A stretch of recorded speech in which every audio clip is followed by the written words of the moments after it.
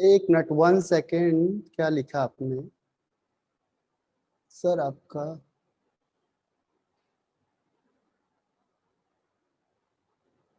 अच्छा, नहीं नहीं अंश गांधी, ऐसा नहीं है।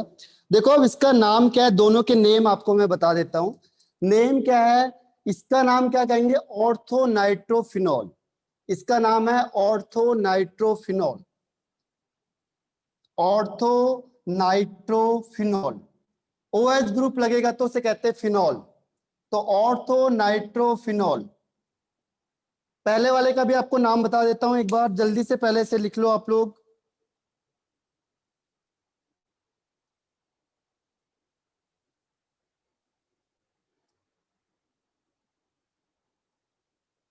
हाँ हाँ, अंश गांधी नाम तो सुना ही है, डोंट वरी। तो ये लिख लिया सबने, रिटर्न। अब मैं इसे रब कर रहा हूं। तो जहां पे भी ऐसी कंडीशन आती है जहां पे हाइड्रोजन और नाइट्रोजन आ जाएगा, फ्लोरीन आ जाएगा या ऑक्सीजन आ जाएगा, वहां पे क्या होगा, इंटरमॉलिक्यूलर हाइड्रोजन बॉन्डिंग हो जाएगी। ठीक है, इसमें देखो बहुत सारे एग्जाम्पल लिखे हैं। 128 पेज में देखो बहुत सारे एग्जाम्पल हैं। इससे पहले वाले का नाम था ortho hydroxy benzaldehyde. Benzaldehyde, ortho hydroxy benzaldehyde, ortho hydroxy benzaldehyde. तो ये इसका नाम है, ऑर्थो हाइड्रोक्सो बेंजल्डिहाइड। ठीक है, और इसमें एग्जाम्पल देखो, इसके बहुत सारे एग्जाम्पल लिखे हुए हैं, जिसमें क्या होगा, एक ही मॉलिक्यूल में लिख रहे हैं। बहुत सारे एग्जाम्पल देखो इसमें लिखे हुए हैं, तो हम लोग इसका टाइम वेस्ट नहीं करेंगे, आप लोग इसमें लिख ले। 128 पेज में देखो। अब इसके बाद नेक्स्ट आते हैं हम लोग इसकी कंडीशन पे। देखो लास्ट में देखो, इसमें लिखा हुआ है necessary condition for formation of intramolecular hydrogen bonding. Necessary condition, इसके लिए सबसे मेन कंडीशन क्या होनी चाहिए, देखो नेसेसरी कंडीशन क्या होनी चाहिए।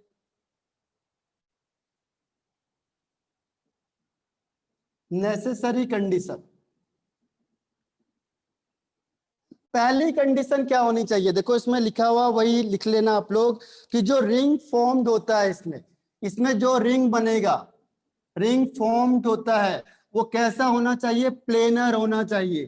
प्लेनर में ही तो ये रिंग फॉर्मेशन होगी। हाइड्रोजन बॉन्ड कैसे होगा, मैंने ये बनाया आपके पास, ये ग्रुप लिया और यहाँ पे मैंने लिखा OH और यहाँ पे लिख दिया NO2।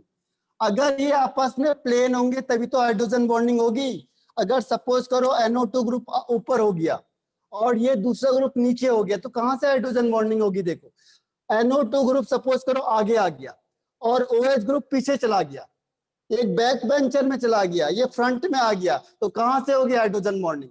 हाइड्रोजन बॉन्डिंग तभी होगी इन दोनों के बीच में जब दोनों किस में होंगे, प्लेन में होंगे, एक ही प्लेन में होंगे, तभी ये इंटरमॉलिक्यूलर हाइड्रोजन बॉन्डिंग होगा। अदरवाइज ये दोनों आपस में कभी मिल ही नहीं पाएंगे। ठीक है, तो वहां पे इंट्रामॉलिक्यूलर हाइड्रोजन बॉन्डिंग पॉसिबल नहीं है। पॉसिबल तभी होगा जब ये दोनों ग्रुप किसमें होंगे, एक ही प्लेन में होंगे, तभी जाके हाइड्रोजन बॉन्डिंग पॉसिबल है। तो first condition is that. Clear हो गया फर्स्ट पॉइंट। सेकेंड पॉइंट वो कहता है कि जो रिंग होती है, रिंग वो 5 या 6 मेंबर की होनी चाहिए। 5 और 6 मेंबर, 5 और 6 मेंबर की हो तो ज्यादा बेटर है। रीजन क्या होता है उसका, अगर आपने 4 मेंबर की रिंग बना दी, जैसे सपोज करो अपनी इस तरीके से रिंग बन गई, तो इसमें क्या होगा, एंगल होता है 90 डिग्री का। या सपोज करो 3 मेंबर की रिंग बन गई, तो इसमें जो एंगल होता है ये एंगल होता है 60 का। तो यहाँ पे इलेक्ट्रॉन इलेक्ट्रॉन का रिपल्सन बहुत ज्यादा हो जाएगा। ये दोनों आपस में क्या करेंगे, रिपल्सन स्टार्ट कर देते हैं, रिपल्सन। और रिपल्सन की वजह से ये अनस्टेबल हो जाता है। अगर सपोज करो 3 मेंबर हुआ या 4 मेंबर हुआ, तो उस केस में क्या होता है, रिपल्सन होगा। अगर 3 मेंबर की या 4 मेंबर की रिंग बनती है, तो इस रिंग के केस में क्या होगा, यहाँ पे रिपल्सन होता है। रिपल्सन को हम यहाँ पे कहते हैं, एक वर्ड टेक्निकल वर्ड यूज करते हैं, एंगुलर स्ट्रेन। इसे एक वर्ड यूज करते हैं कि एंगुलर स्ट्रेन हो गया, फिजिक्स में आपने पढ़ा होगा स्ट्रेन, स्ट्रेन होता है और स्ट्रेन की वजह से अपने आप टूट जाएगा। क्यों टूटेगा? क्योंकि एक इलेक्ट्रॉन दूसरे को रिपेल करेंगे। अब ये इसको रिपल्सन करेगा और रिपल्सन करेगा तो क्या होगा? अब दोनों आपने ऐसे स्टूडेंट सामने बैठा दिए जो आपस में लड़ाई कर रहे हैं, तो क्या होगा? एक आपने ए बैठा दिया, एक बी बैठा दिया, अब ये दोनों झगड़ा कर रहे हैं आपस में, तो क्या होगा? ये दोनों दूर दूर जाएंगे और दूर दूर जाएंगे तो क्या होगा? ये टूट जाएगा। तो ये अनस्टेबल होता है, उसे कहते हैं एंगुलर स्ट्रेन की वजह से ये क्या बन जाता है? अनस्टेबल बन जाएगा, और अनस्टेबल होगा तो टिकेगा नहीं ज्यादा देर तक। ठीक है, ये क्या होगा कि चाइना वाला साफ हो जाएगा, चाइना माल है, लाए आप कल ही टूट गया। तो ये ज्यादा दिनों तक टिका नहीं रह सकता। अगर आप कोई सस्ती चीज लाओगे मार्केट से उठा के तो क्या होगा? उसकी कोई गारंटी नहीं होती है किस समय वो है और किस समय टूट जाए। तो ऐसी होता है, ये एंगुलर स्ट्रेन होगा, रिपल्सन होगा और किस समय भी टूट जाएगा, यानी दिस इज हाईली अनस्टेबल। इसीलिए 5 या 6 मेंबर की रिंग बननी चाहिए, वो ज्यादा स्टेबल होता है बजाय 3 और 4 के। ठीक है, तो ये आपके पास कंडीशन थी इंटरमॉलिक्यूलर के लिए, इंट्रामॉलिक्यूलर के लिए। अब आते हैं हम इसके कॉन्सिक्वेंसेस पे, लास्ट पोर्शन पे जो इंपॉर्टेंट है, और वही पोर्शन आपको ज्यादा पूछा जाता है। ये तो डेफिनेशन वाले पार्ट हो गए हैं, तो इसको नहीं पूछा जाता है, कम आता है। तो डिफाइन है सिंपल सी, समझाने के लिए इसलिए बताया क्योंकि आपको समझ में आना चाहिए कि पहले हाइड्रोजन बॉन्डिंग अप्लाई कहाँ पे हो रहा है, अब इसके यूज क्या है, एप्लीकेशन क्या है। डन, डन, डनाडन, डन और नॉट, लिख लिया सबने? ये मॉड्यूल में भी लिखा हुआ है, देखो वहीं से आप कट एंड पेस्ट कर सकते हो। ठीक है, कट किया और वहां पेस्ट कर दिया नोटबुक पे। तो आजकल कंप्यूटर का जमाना है।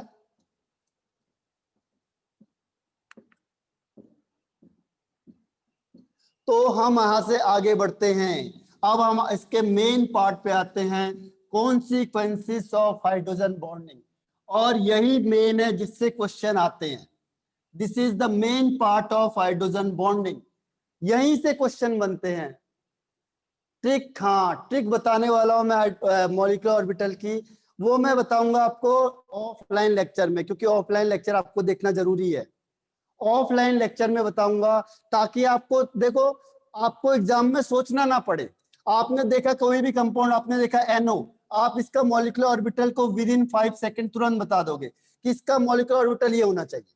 मैंने आपको कोई भी कंपाउंड दिया, CO, मैंने आपको दे दिया CN, अलग अलग दे दिया। आपको दे दिया मैंने NO, N2, कुछ भी दे दिया, यहां से आपको मैंने यहां दे दिया आपको BO, तो आप एकदम से इसको देखोगे और तुरंत बता दोगे विद इन 5 सेकेंड किसका बॉन्ड ऑर्डर क्या होना चाहिए, विदाउट कैलकुलेशन, विदाउट एनीथिंग। ठीक है, तो वो ट्रिक मैं आपको बताऊंगा जो ऑफलाइन लेक्चर देखेगा आज। Offline lecture is very important, 5 o'clock के आसपास आएगा आपके पास, उसे देखो पूरा, और उसको देखने के बाद फिर आपने क्या करना है, क्वेश्चन आंसर करना है। ठीक है, अब स्टार्ट करते हैं हम इसके consequences, consequences of hydrogen bonding, इससे हमें फायदा क्या हो रहा है, इसके इंपैक्ट कहां कहां पड़ रहे हैं। ठीक है, आप लोग पढ़ाई करते हो, उससे क्या फायदा होगा। हाँ पृथ्वीराज, मैं आपको मैसेज डाल दूंगा और उसको लिंक भी दे दूंगा आपको उसमें ग्रुप में। अब देखो पहला स्टेट आता है इसमें फिजिकल स्टेट, फिजिकल स्टेट, इसको क्वेश्चन के थ्रू बताऊंगा मैं तो ज्यादा अच्छा रहेगा ताकि आपको क्लियर हो जाए। देखो इसमें क्वेश्चन क्या आता है कि वो बोलेगा कि water H2O is liquid, H2O तो लिक्विड होता है, बट H2S इज गैस। देखो सल्फर कौन है, sulphur is the big brother of oxygen, oxygen के नीचे सल्फर आता है, देखो OS, ओल्ड स्टाइल से टेपो। तो कह रहा है कि हाइड्रोजन जब ऑक्सीजन से कंबाइंड हो रहा है तो ये लिक्विड क्यों बना रहा है, और जब हाइड्रोजन सल्फर से कंबाइंड हो रहा है तो ये गैस क्यों बना रहा है। थर्ड कंडीशन बना ली, वही है जो मैंने आपको बताया एंगुलर स्ट्रेन वाला, वो एंगुलर स्ट्रेन का ही एग्जांपल है। तो आप बताओ कोई कि जो ये क्वेश्चन का आंसर क्या देंगे हम कि H2O is liquid but H2S is gas, why? What is the answer? कोई बता सकता है कि H2O तो लिक्विड होता है और H2S गैस होता है, क्यों? तो सिंपल सा आंसर है because of hydrogen bonding. Because of hydrogen bonding exist in H2O। देखो H2O में हाइड्रोजन बॉन्डिंग होगी तो हाइड्रोजन बॉन्डिंग की वजह से मॉलिक्यूल पास पास होंगे, और पास पास होंगे तो किस फॉर्म में होगा? लिक्विड फॉर्म में। इसमें कोई भी बॉन्डिंग ऐसी स्ट्रॉन्ग बॉन्डिंग नहीं होती है, तो मॉलिक्यूल क्या होते हैं? दूर दूर होते हैं, और दूर दूर होंगे तो ये गैस फॉर्म में हो जाता है। तो because of hydrogen bonding exist in water molecule, water के दो मॉलिक्यूल के बीच में या मॉलिक्यूल्स के बीच में हाइड्रोजन बॉन्डिंग होगी। तो हाइड्रोजन बॉन्डिंग की वजह से क्या होता है? देखो लिक्विड और गैस में क्या डिफरेंस है। लिक्विड का मतलब हुआ कि मॉलिक्यूल पास पास होने चाहिए, सॉलिड का मतलब और पास होने चाहिए। देखो पहला होता है सॉलिड, फिर होता है लिक्विड, और फिर होता है गैस। अगर मॉलिक्यूल बहुत ज्यादा पास हो गए तो हम कहेंगे सॉलिड, फिर थोड़ा दूर दूर है तो हम कहेंगे लिक्विड, और बहुत दूर है तो हम कहेंगे गैस। अब क्या होता है? हाइड्रोजन बॉन्डिंग तो होता है लेकिन इतना स्ट्रॉन्ग भी नहीं होता कि बहुत ज्यादा पास कर दे, इसीलिए क्या होता है? वो लिक्विड फॉर्म में एग्जिस्ट करेगा। तो वाटर मॉलिक्यूल में हाइड्रोजन बॉन्डिंग होती है, और हाइड्रोजन बॉन्डिंग की वजह से जो मॉलिक्यूल होते हैं वो आपस में कम क्लोज होते हैं। जो वाटर वाटर मॉलिक्यूल क्या होगा? क्लोजर होगा, एक दूसरे के क्लोज में होगा, और क्लोज की वजह से क्या होता है? ये लिक्विड स्टेट में होगा। जबकि H2S में कोई ऐसी बॉन्डिंग नहीं होती है। एस का हाँ एस फोन में नहीं आता है, ठीक है, इसका नेटवर्क नहीं आता है बिल्कुल भी। तो एस क्या बाहर है, केवल फोन होते हैं जिसमें हाइड्रोजन बॉन्डिंग होगी। तो हाइड्रोजन बॉन्डिंग किस केस में होती है? Fluorine, oxygen and nitrogen. इसीलिए तो यहाँ पे ध्यान रखो, ये वाला आंसर होगा। तो जनरली आपको जब क्वेश्चन आता है तो उसमें सिर्फ लिखा रहता है बिकॉज ऑफ हाइड्रोजन बॉन्डिंग, तो वो वाला आंसर आपने टिक लगाना है बस, बाकी को छोड़ देना है। समझ में आया सबको? क्लियर है? इज इट क्लियर और नॉट?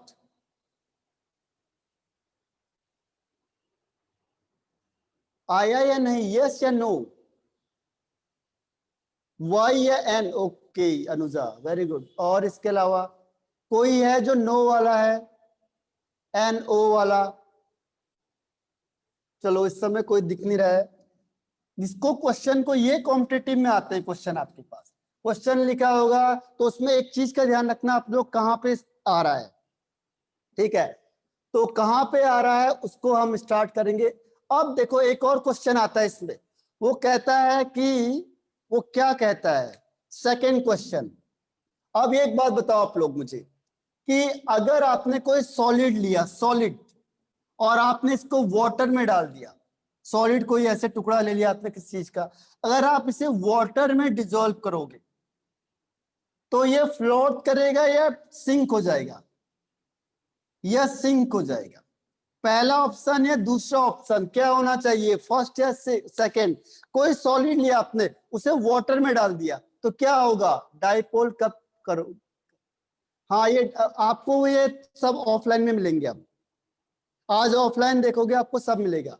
सार्थ बिल्कुल सही आंसर है, और इसके अलावा सिद्धि मिस कर गए, अनुजा सही है, और रुजुल सही आंसर है, ठीक है, पृथ्वीराज, फरेहा सही आंसर है, वेरी गुड, ठीक है। तो इसका आंसर होगा Manali depends on substance, depends भी करता है। तो इसमें से जनरल हम देखेंगे कि अगर हमने सॉलिड को वाटर में डिसॉल्व किया तो जनरली वो क्या होता है? सिंक हो जाता है, ठीक है। लेकिन लेकिन एंड लेकिन, बट एंड बट जो आइस होगा, आइस, अगर आप आइस को वाटर में क्या करोगे? डालोगे तो क्या करेगा? ये फ्लोट करेगा या सिंक होगा? इन वाटर, सिंक होगा या फ्लोट करेगा। अगर आपने आइस का टुकड़ा लो आप और उसे वाटर में डालोगे तो क्या होगा। हाँ वेरी गुड अदिति, पृथ्वीराज, मनाली, अद्वैत, वेरी गुड। सबने आंसर सही दिया है क्योंकि आप लोग मेरे ख्याल से यूज करते होंगे। आप लोग आइस लिया, उसे पानी में डाल दिया, पीने में मजा नहीं आ रहा, गरम गरम पानी है, तो आपने क्या किया, आइस उठाते हो पानी में डाल देते हो। ठीक है, डिपेंड्स ऑन, हाँ यही है, लेकिन यहाँ पे ये आंसर नहीं चलेगा। ठीक है, यहाँ पे ये कहता है ये आंसर नहीं चलेगा। अब इसका रीजन क्या है, why, question is why. Prithviraj, okay, तो आइस को जैसे आपने वाटर में डाला तो ये क्या होता है, सिंक नहीं होता, फ्लोट करने लगता है। रीजन क्या है, तो आप रीजन दोगे फिजिक्स वाला, लेकिन फिजिक्स वाला यहाँ पे चलता नहीं है, पर हम पहले लिख देते हैं। देखो, जिसकी डेंसिटी कम होती है वो फ्लोट करता है। तो जो डेंसिटी होती है आइस की डेंसिटी कम होती है डेंसिटी ऑफ वाटर। वाटर के कंपैरिजन में आइस की डेंसिटी कम होती है, लगभग इसकी 0.9 ग्राम पर सेंटीमीटर क्यूब होती है, और वाटर की होती है 1 ग्राम पर सेंटीमीटर क्यूब। यानी आइस की डेंसिटी कम होती है। आपने फिजिक्स में पढ़ा होगा कि जिसकी डेंसिटी वाटर से कम होगी वो फ्लोट करेगा वाटर में, और अगर डेंसिटी वाटर से ज्यादा होगी, रिलेटिव डेंसिटी, तो वाटर में क्या हो जाएगा, वो सिंक हो जाएगा। ये आपने पढ़ा था पहले, लेकिन यहाँ पे ये आंसर को सही नहीं मानते हैं। इसके अलावा एक और आंसर होता है, फिर वो कहेगा कि बताओ आइस की डेंसिटी कम क्यों होती है वाटर से, जबकि आइस तो सॉलिड है, और सॉलिड की डेंसिटी लिक्विड से हर हमेशा ज्यादा होती है। तो यहाँ पे आइस की डेंसिटी वाटर से कम क्यों होगी, ये क्वेश्चन है मेन। कोई बता सकता है इसका आंसर कि why the density of ice is lower than the density of water, because of hydrogen bonding. बिल्कुल सही का सार्थ, वेरी गुड। यही तो मेन है लॉजिकल क्वेश्चन, यही तो लॉजिक है, लॉजिक यही था। लेकिन फिर वो कहेगा ऐसा क्यों, फिर वो कहता मैं मानूंगा नहीं बिल्कुल भी, फिर इसका भी बताओ ऐसा क्यों हो रहा है। ठीक, तो अब मैं आपको इसका आंसर बताता हूं, पहले यहां तक लिख लो आप। इसको लिखो, लिख लिया सबने कि क्वेश्चन आएगा अभी, तभी मैं आपको कह रहा हूं यही क्वेश्चन आते हैं आपके पास। This question is very important, क्योंकि जब आप कंपटीशन करोगे तो वहां पे ना तो कोई डिफाइन आती है ना ही कोई चीज आती है, आपके पास सीधा ये क्वेश्चन आएगा। तो आपको ऐसे क्वेश्चन, अभी शायद अगर टाइम कम बचेगा तो मैं आपको कोशिश करूंगा कि मैक्सिमम क्वेश्चन को हम क्या करें, इंक्लूड कर दें। आपको एक काम करना है, बस जो जो चीज आपको समझ में नहीं आए उसे पॉइंट आउट कर दो, लिख दो पूरा नोट्स, नोट्स पूरे बनाने हैं। उसके बाद उसमें टिक लगा दो, ये नहीं आया। कल या परसों से हम 2 दिन का, कल अगर हम पढ़ाते भी हैं तो परसों, यानी फ्राइडे और सैटरडे 2 दिन हमारे पास ऐसे हैं जिसमें आप पूरे चैप्टर में से कहीं से भी अगर कोई चीज आपको समझ में नहीं आए आप उसे दोबारा पूछोगे।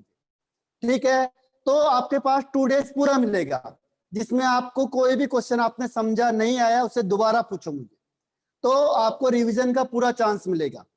तो पहले आप लेकिन लिखना जरूर है, उससे लिखोगे पूरे तभी आएगा, ये नहीं कि आपने लिखा ही नहीं। अब आपको आंसर बताता हूं मैं आपको इसका। अब होता क्या है देखो,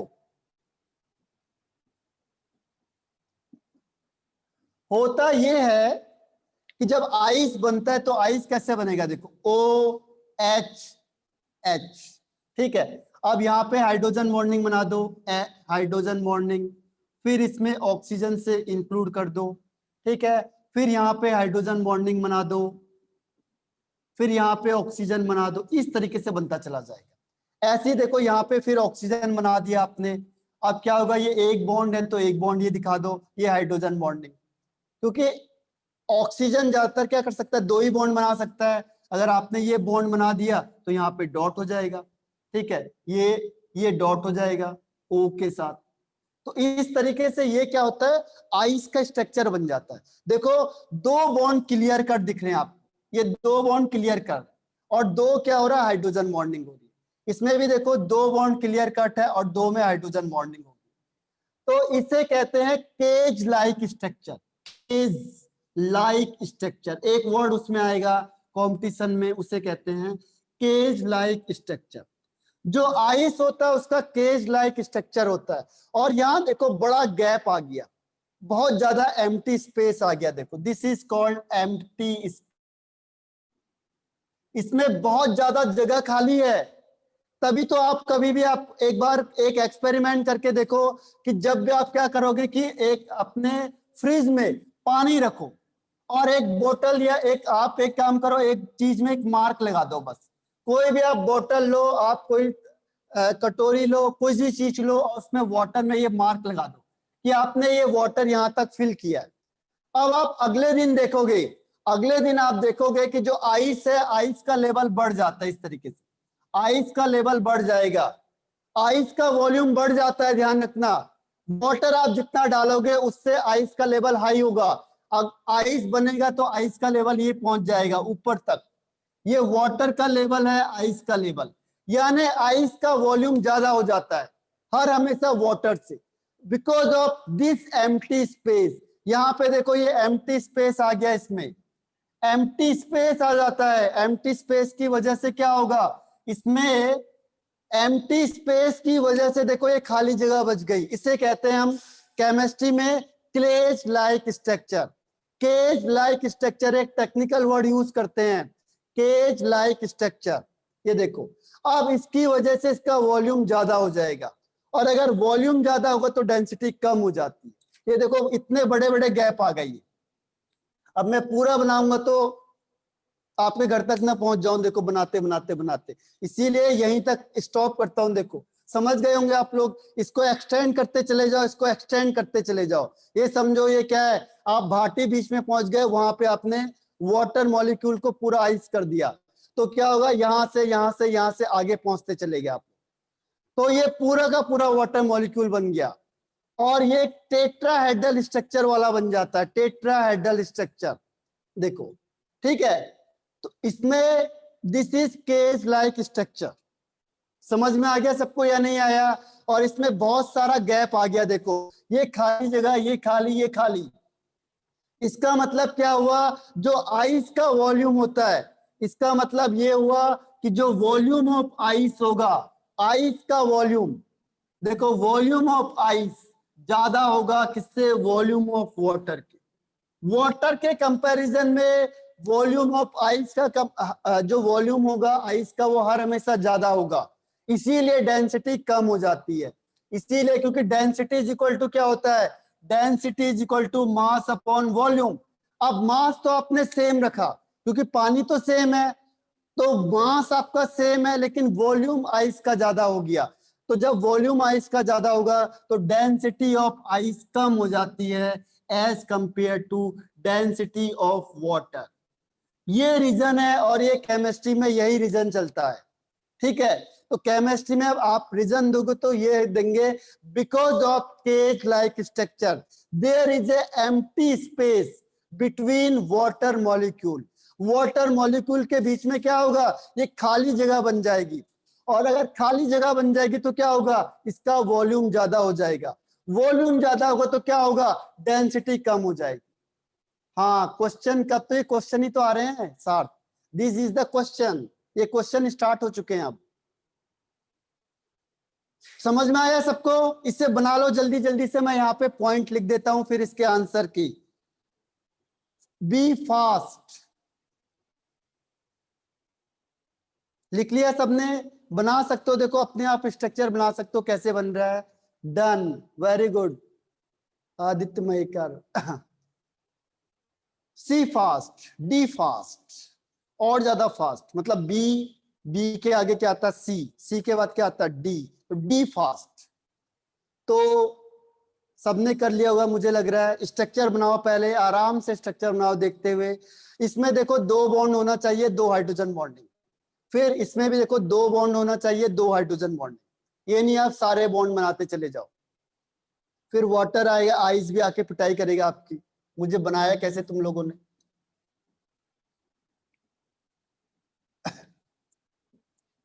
ठीक है, अब क्या होगा, मेन क्या रीजन बताया मैंने आपको, because of cage like structure of ice. Structure किसका बनेगा, आइस का। कैसा बन रहा है, cage like structure of ice. Cage like से क्या होगा, केज लाइक का मतलब क्या हुआ, there is a empty space. इसके बीच में क्या होगा, एम्प्टी स्पेस होगा between water molecule. Water molecule के बीच में एम्प्टी स्पेस हो जाएगा। एम्प्टी स्पेस होने की वजह से क्या हुआ, इसका वॉल्यूम ज्यादा हो जाएगा, वॉल्यूम इंक्रीज हो गया। और अगर वॉल्यूम इंक्रीज होगा तो उससे क्या होगा, उससे ये हो जाएगा कि उसकी डेंसिटी कम हो जाएगी, डेंसिटी डिक्रीज हो जाएगी। तो ये आपका आंसर हुआ। केज लाइक स्ट्रक्चर होगा उसकी वजह से, क्यों, क्योंकि उसमें एम्प्टी स्पेस हो गया वाटर मॉलिक्यूल के बीच में। बहुत ज्यादा एम्प्टी स्पेस होगा तो क्या होगा, वॉल्यूम बढ़ेगा, और वॉल्यूम बढ़ेगा तो डेंसिटी कम हो जाएगी। क्लियर है यहां तक, डन, डनाडन, डन, यस, वेरी गुड।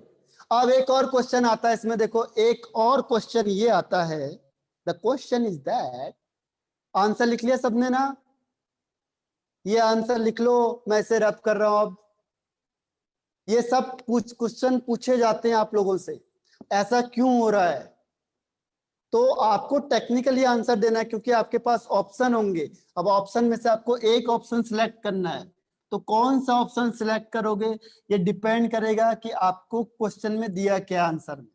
अब देखो एक और क्वेश्चन आता है, क्वेश्चन ये आता है कि वाटर की डेंसिटी, वाटर की डेंसिटी मैक्सिमम होती है, वाटर की जो डेंसिटी होती है, डेंसिटी वो मैक्सिमम होती है ओनली या एट 4 डिग्री सेल्सियस। जब उसका टेम्परेचर 4 डिग्री सेल्सियस होता है तभी क्या होता है, उसकी डेंसिटी मैक्सिमम होती है। अगर आपने टेम्परेचर बढ़ा दिया तो भी डेंसिटी क्या होगी, कम हो जाएगी, और इससे टेम्परेचर कम कर दिया तो भी डेंसिटी क्या होगी, कम हो जाएगी। लेकिन वो कहता है कि जब 4 डिग्री सेल्सियस होता है तो इसका डेंसिटी मैक्सिमम होगा, सबसे ज्यादा होता है। क्यों, वाई, सोच के बताओ जरा, डेंसिटी किस केस में मैक्सिमम हो सकती है, डेंसिटी अगर मैक्सिमम है तो क्यों है,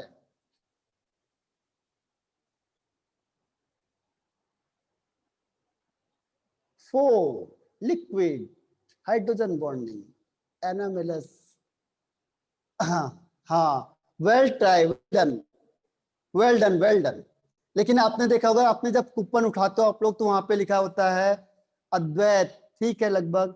आप जब कोई वो खेलते हो क्या, जिसमें लक आजमाते हो आप लोग, ड्रॉ उठाते हो, तो उसमें बहुत बार ये लिखा होता है ट्राई अगेन, लिखा रहता है। बहुत बार आपने देखा होगा, आपने कोई आपने कंपटीशन में देखा होगा, कई चीजें रखी रहती है उसमें लिखा रहता है ट्राई अगेन, आपने खेला होगा। हाँ, तो यहाँ पे भी यही था, ट्राई अगेन। अब देखो इसका आंसर मैं आपको बताता हूँ, वैसे आप लोगों ने सही दिया है, कईयों ने क्लोज आंसर दिया हुआ है, वेरी गुड। इसका रीजन क्या है, देखो इसका रीजन क्या होता है, अभी मैंने कहा था आइस में क्या होता है, हाइड्रोजन बॉन्डिंग होती है। लेकिन एक एक्सपेरिमेंट के थ्रू ये देखा गया कि एट 4 डिग्री सेल्सियस में जितने भी हाइड्रोजन बॉन्ड बनते हैं वाटर में, जितने भी, बिल्कुल सही आंसर था आप लोगों का हाइड्रोजन बॉन्ड, लेकिन आपने थोड़ी सी मिसिंग कर दी बस, क्योंकि हाइड्रोजन बॉन्ड हम पढ़ रहे हैं तो हाइड्रोजन बॉन्ड बिल्कुल सही आंसर है आपका, थोड़ा सा मिसिंग है बस। वो कहता है कि जितने हाइड्रोजन बॉन्ड होते हैं, जितने हाइड्रोजन बॉन्ड होते हैं बिटवीन वाटर मॉलिक्यूल में, वो सबके सब ब्रेक डाउन हो जाते हैं, ब्रेक डाउन, ये सब टूट जाएंगे। अब टूट जाएंगे सारे के सारे, हाँ वेरी गुड अंश, बिल्कुल सही कहा। जितने के जितने क्या होते हैं, हाइड्रोजन बॉन्ड होते हैं, हाइड्रोजन बॉन्ड जो वाटर में होंगे वो सारे के सारे टूट जाएंगे। अब जब हाइड्रोजन बॉन्ड टूट जाएंगे तो केज लाइक स्ट्रक्चर बनेगा ही नहीं, यानी एम्प्टी स्पेस बचेगा ही नहीं हमारे पास। इसका मतलब क्या हुआ, जो एम्प्टी स्पेस था, जो हाइड्रोजन बॉन्डिंग की वजह से एम्प्टी स्पेस आ रहा था, वो रहेगा ही नहीं। और रहेगा नहीं तो क्या होगा, इसका वॉल्यूम कम से कम हो जाएगा, वॉल्यूम डिक्रीज हो जाएगा, सबसे कम होगा वॉल्यूम 4 डिग्री सेल्सियस पे। क्यों, क्योंकि बॉन्डिंग बनी नहीं रही है तो स्पेस कोई होगा नहीं, एम्प्टी स्पेस बचेगा नहीं, तो वॉल्यूम सबसे कम होगा। और जब वॉल्यूम सबसे कम होगा तो डेंसिटी क्या होगी, सबसे ज्यादा हो जाएगी, मैक्सिमम। तो this is the very simple answer. Question आता है, आप लोग सोचोगे कि 4 डिग्री में कम ज्यादा क्यों हो सकता है, तो 4 डिग्री में ज्यादा क्यों होगा, हाँ सर भाई। तो इसका आंसर क्या है कि क्योंकि हाइड्रो जब वाटर होगा तो वाटर में देखो एक्सपेरिमेंटली देखा गया, उन्होंने देखा 4 डिग्री सेल्सियस तक, उसके बाद फिर ऐसा नहीं होता। जैसे आपने टेम्परेचर बढ़ा दिया फिर ऐसा नहीं होगा, ठीक है। तो ये केवल 4 डिग्री सेल्सियस की बात है, 4 पे ही। क्यों, क्योंकि ये एक्सपेरिमेंटल है। अब इसके आगे मैं आपको बता देता हूं ऐसा क्यों होता है, जल्दी से पहले से लिख लो, 1 2 3 स्टार्ट।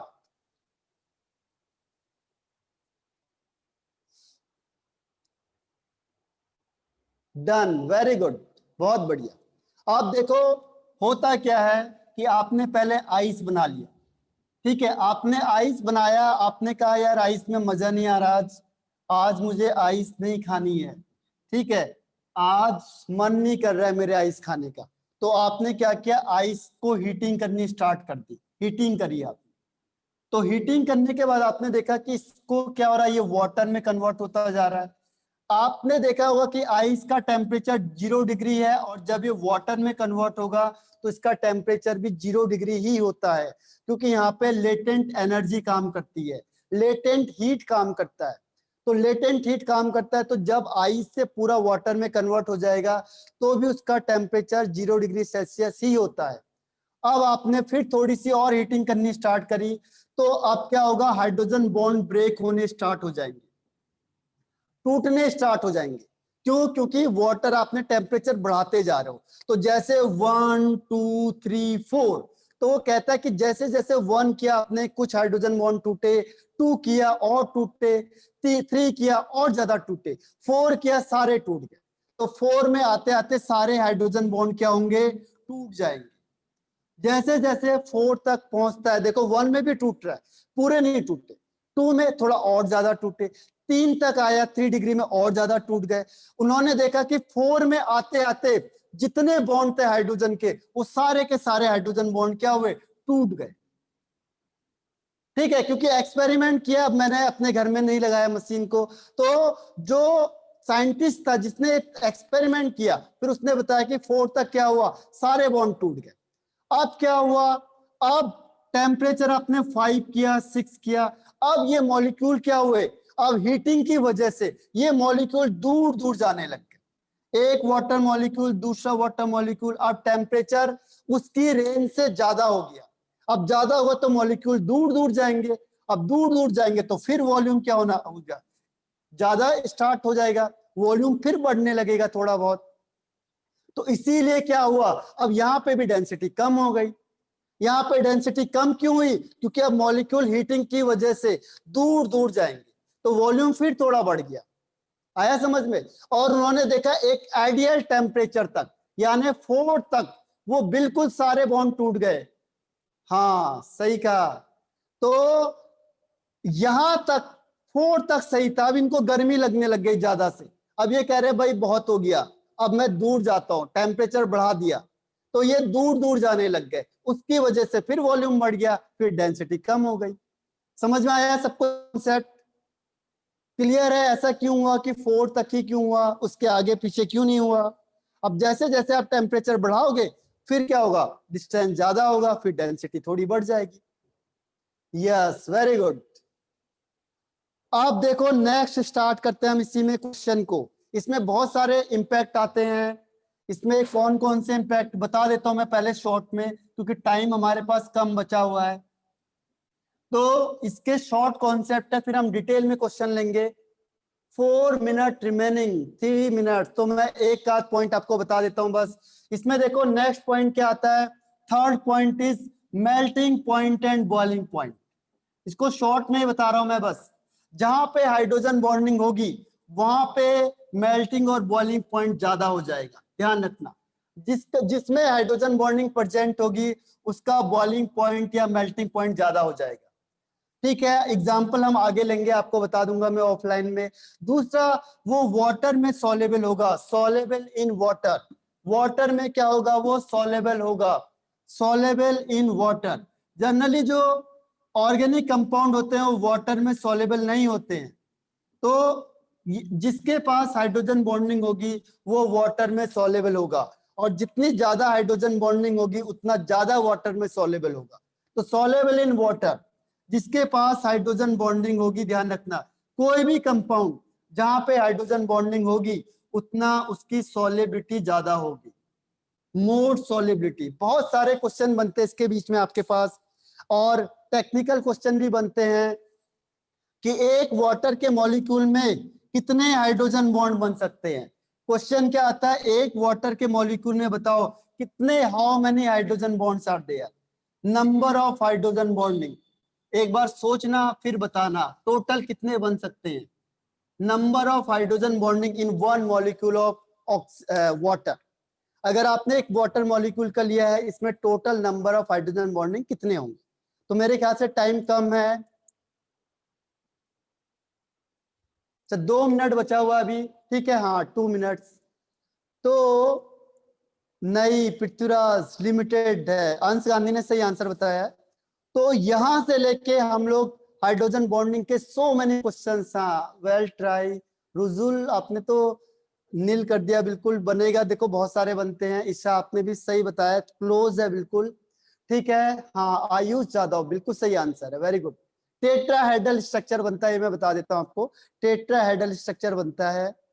तो ये टेक्निकल क्वेश्चन आपके कंपटीशन में पूछे जाते हैं, इसीलिए technical question is more important than simple question answer.